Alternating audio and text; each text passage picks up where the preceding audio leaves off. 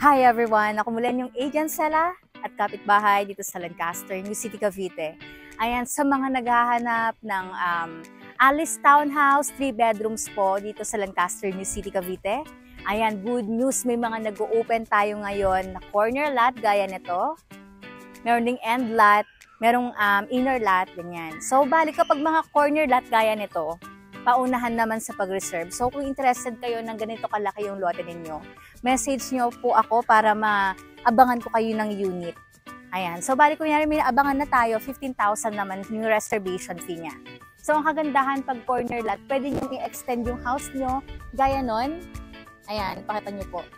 Ayan. So, bali kung after nyo ma-turn over yung bahay, pwede nyo pong pa-extend.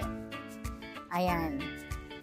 Nag-range siya ng mga 2.8 to 3 million kapag mga corner lot or end lot. Pero kung ang budget naman natin is inner lot, so ganito po yung sample niya. Ayan.